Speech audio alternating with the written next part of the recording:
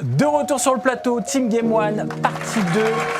Comme vous le savez, Game One va fêter ses 20 ans cette année. On va vous préparer d'énormes surprises dans quelques jours. Et avant cela, voilà, on a décidé de vous faire une belle surprise en invitant les anciens animateurs de la chaîne.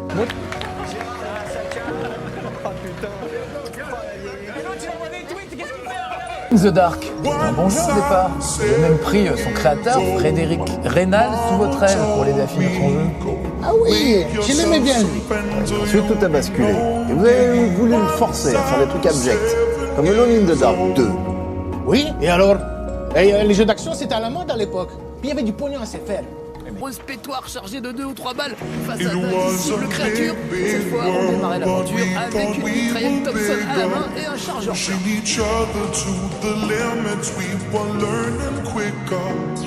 Mais c'est un slibard de petit garçon. C'est même un slibard de Butters. Quoi? Principal PC, vous avez un slip de Butters en plus. Oh mon Dieu, il y a tout plein de votre ADN dessus. Ça va pas être bon pour votre réputation. Je suis pas obligé de le dire à tout le monde, remarquez. Non, maintenant on a un accord pour aimer.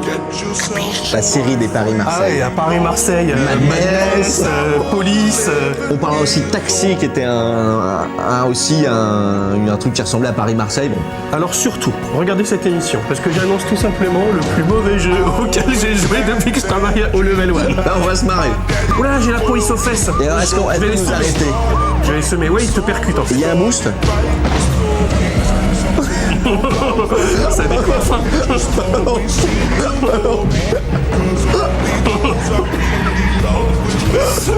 monte pas. Alors il y a un jeu qui s'appelle... Attends, remets-en un coup. Attends, je prends de la vitesse, je passe sous l'Arc de Triomphe et je vais descendre les Champs-Élysées à toute bombe. Vas-y, avec un coup de rotation à fond. Oh, quel changement! Alors que se passe-t-il pour tous ceux qui arriveraient en cours de route qui ne seraient pas au courant? Hier, en plein direct du Team Game One, pour la Coupe, on s'est rendu compte que BFM TV avait balancé une news qui annonçait la fin de Game One. Surprise. Un petit peu quand même. Donc voilà, on a un secret détaillé qui explique que Skydance, alors nous on appartient à Paramount, Game One c'était bien comme avant, ça a été racheté par Paramount, Paramount a été racheté par Skydance. C'est le petit poisson qui vous fait le poisson. Enfin, le gros poisson qui vous fait le poisson. Enfin, vous voyez l'idée quoi. Donc Skydance décide de fermer Game One et quelques autres chaînes à eux, G1 sur, et sur peut-être même MTV, Nickelodeon et d'autres. Voilà, donc annonce de BFM TV.